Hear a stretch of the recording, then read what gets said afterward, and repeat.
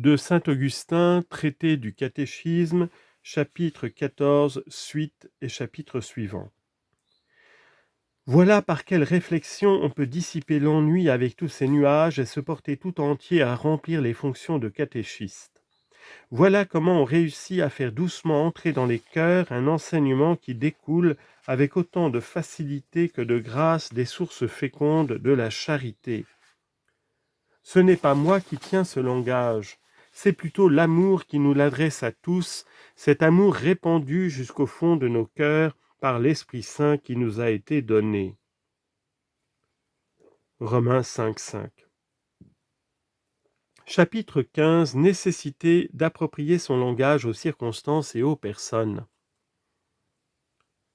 Je t'ai fait une promesse et tu en réclames peut-être l'accomplissement comme si c'était une dette.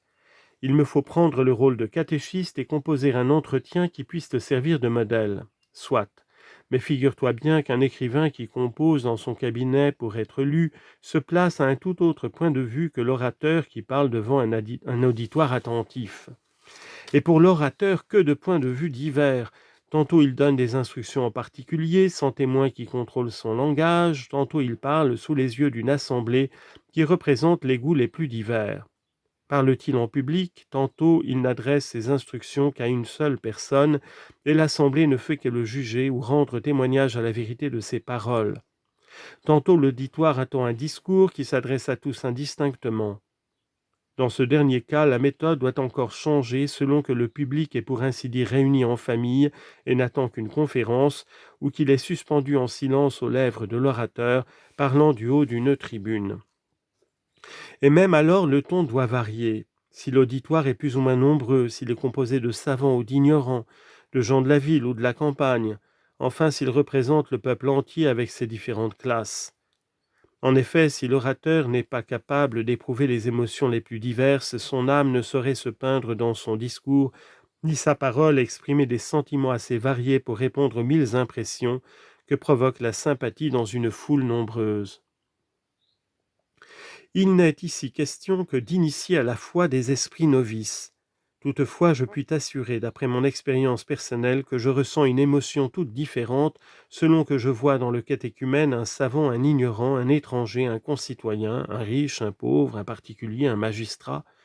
Dignité, famille, âge, sexe, système philosophique font autant d'impressions sur mon cœur, et sur l'empire du sentiment que j'éprouve, mon discours commence, se continue et s'achève. On doit à tous une égale charité, mais ce n'est pas une raison pour appliquer à tous le même remède. La charité, c'est enfanter les uns et se rendre faible avec les autres. Elle travaille à édifier ceux-ci, elle a peur d'offenser ceux-là. Tantôt elle s'abaisse, tantôt elle s'élève, tour à tour indulgente et sévère, jamais ennemie, toujours maternelle. Quand on n'a point éprouvé ces mouvements de la charité, on croit que notre bonheur est attaché au faible talent qui nous vaut les éloges de la multitude et les douces émotions de la gloire. Mais que Dieu, en présence duquel montent les gémissements des captifs, confère Psaume 78, verset 11, voit notre humilité et nos peines et qu'il nous remette nos péchés. Confère Psaume 24, 18.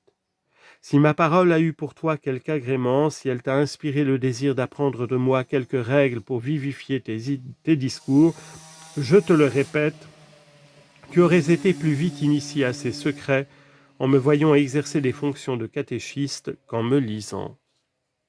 Chapitre 16. Discours que l'on peut tenir à un catéchumène, exorde tiré de la résolution qu'a prise l'auditeur d'embrasser la foi chrétienne pour trouver enfin la paix. Les honneurs, les richesses, les plaisirs, les spectacles ne font que troubler le cœur. Je suppose donc qu'un homme d'un esprit ordinaire, habitant la ville, tel que tu dois en rencontrer beaucoup à Carthage, vienne te trouver dans l'intention de se faire chrétien. Tu lui demandes s'il a pris cette résolution pour jouir de quelque avantage temporel ou pour goûter la paix qui nous est promise dans l'autre vie. Il répond qu'il n'aspire qu'à la paix éternelle. Tu peux alors lui tenir à peu près ce discours. Grâce soit rendue à Dieu, mon frère, je te félicite d'avoir eu le bonheur de songer à t'assurer un port au milieu des orages si terribles et si dangereux du monde. On se dévoue ici-bas aux plus rudes fatigues pour trouver le repos et la sécurité, mais les passions ne permettent pas d'y atteindre. On veut en effet goûter le repos au sein des choses agitées et passagères, et comme le temps les emporte avec lui, la crainte et les regrets troublent le cœur et ne lui laissent aucun moment de calme.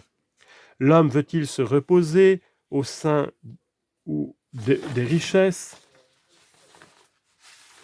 Elles lui donnent plus d'orgueil que de tranquillité. Que de gens, comme nous l'apprend l'expérience, perdent tout à coup leur fortune, ou trouvent la mort, soit en courant après les richesses, soit en voulant défendre leurs trésors contre rivales plus avares. Lors même que la richesse serait fidèle à l'homme dans toute sa vie et ne quitterait pas son avide possesseur, il faudrait bien qu'il la quitte en mourant. Et quelle est donc la durée de la vie, même quand on atteint la vieillesse? Désirer la vieillesse, n'est-ce pas désirer une longue maladie? Quant aux honneurs du monde, qu'implique-t-il sinon l'orgueil, la vanité, la ruine du salut? C'est en ce sens que la Sainte Écriture nous dit « Toute chair est semblable à l'herbe des champs et la gloire de l'homme est semblable à la fleur d'une herbe. L'herbe se dessèche, la fleur tombe, la parole de Dieu seule demeure éternellement. » Isaïe 40, versets 6 et 8. Ainsi, quiconque aspire au bonheur et à la paix inaltérable doit se détacher des biens passagers et périssables du monde pour ne mettre espoir que dans la parole de Dieu. En s'attachant à l'être qui demeure éternellement, il participera à son immutabilité. D'autres ne songent ni à s'enrichir ni à briguer le vain éclat des honneurs. Ils mettent leur félicité et leur repos à hanter les tavernes ou les maisons de débauche, à fréquenter les théâtres et à jouir de ces représentations frivoles qu'on leur a données gratuitement dans les grandes villes. La passion du luxe triomphe vite de leur pauvreté, et de la misère ils tombent dans le vol, la rapine ou mènent le brigandage. Ils se trouvent tout à coup en proie à des craintes mortelles. Naguère encore ils chantaient dans la taverne, maintenant ils ne rêvent plus que torture et prison. Quant à la passion des spectacles, elle les change en démons. Ils encouragent à grands cris les gladiateurs à se tuer réciproquement. Si le sang ne coule pas, ils font naître dans leur cœur des sentiments de rivalité et un ardent désir de plaire à un peuple en délire. S'aperçoivent-ils que les combattants sont de connivence, ils s'indignent, ils s'écrient qu'on doit les frapper de verge comme s'ils étaient coupables de collusion. Ils condamnent le magistrat né pour venger la justice à ordonner cette injustice révoltante.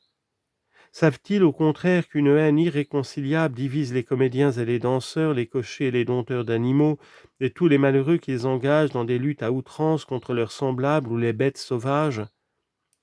Plus ils voient les concurrents animés de sentiments hostiles, plus ils leur témoignent de faveur et d'enthousiasme. Ils applaudissent à la fureur de la lutte et provoquent les applaudissements. Ils se communiquent leur délire, plus insensé encore que les victimes insensées dont ils stimulent l'aveugle courage. La folie fait tout le charme du spectacle. La paix d'un esprit saint pourrait-elle donc remplir un cœur qui se repaît de querelles et de discordes? La santé n'est-elle pas toujours en rapport avec les aliments? Enfin, quel que soit le charme attaché à ces joies, si on peut appeler ainsi des joies insensées, que faut-il pour nous rendre insensibles à l'orgueil des richesses, à l'éclat éblouissant des hommes, au plaisir ruineux des tavernes, aux luttes sanglantes du théâtre, à la débauche, à l'obscénité des bains publics? Une fièvre légère nous dérobe ces joies telles quelles et suffit pour saper même avant la mort notre prétendue félicité. Il ne nous reste qu'un cœur vide et gangréné, qu'attend la justice du Dieu dont il a dédaigné la protection, la sévérité du Maître en qui il n'a pas voulu chercher ni aimer un Père tendre. Pour toi, mon frère, qui cherche le repos promis aux chrétiens après la mort, tu commenceras à en goûter la douceur dès ici-bas, au sein même des soucis les plus amers de la vie, si tu t'attaches avec amour aux préceptes de celui qui l'a promis. Tu ne tarderas pas à sentir que les fruits de la justice sont plus doux que ceux de l'iniquité, et qu'une conscience pure au milieu des chagrins inspire une joie plus réelle, et plus vive qu'une conscience bourrelée au milieu des voluptés. Ce ne sont point en effet les avantages temporels qui t'engagent à entrer dans l'Église de Dieu. Chapitre 17. Condamnation de ceux qui embrassent la foi en vue d'un intérêt humain. Le repos éternel, but du vrai chrétien. Exposition des dogmes et d'abord de l'incarnation. Il se rencontre en effet des gens qui embrassent le christianisme pour se concilier certains personnages dont ils attendent des avantages temporels ou pour éviter de déplaire à des protecteurs puissants. Ce sont de faux chrétiens. L'Église les supporte pour un temps, comme l'air garde la paille, jusqu'au jour où le vanneur en sépare le grain. Mais s'ils ne se corrigent pas, s'ils ne songent pas à n'avoir en vue dans le christianisme que le repos à venir, ils seront un jour séparés du bon grain. Qu'ils ne se flattent pas d'être gardés dans l'air avec le pur froment de Dieu. Loin d'être admis dans le grenier céleste, ils iront dans le feu auquel les destine leurs péchés. D'autres, quoique animés d'une espérance plus noble, ne laissent pas de courir un danger aussi grave. Je veux parler de ceux qui, ayant la crainte de Dieu et ne songeant ni à se jouer du nom de chrétien, ni à se couvrir du masque de l'hypocrisie pour entrer dans l'Église, attendent le bonheur des ici-bas. Ils voudraient jouir sur la terre d'une prospérité plus brillante que ceux qui ne rendent à Dieu aucun hommage. Aussi l'exemple de quelques impies élevés malgré leurs crimes à un degré de gloire et de puissance humaine qu'ils ne peuvent atteindre ou dont ils se voient précipités, trouble leur imagination comme si leur piété ne produisait aucun fruit et fait chanceler leur foi.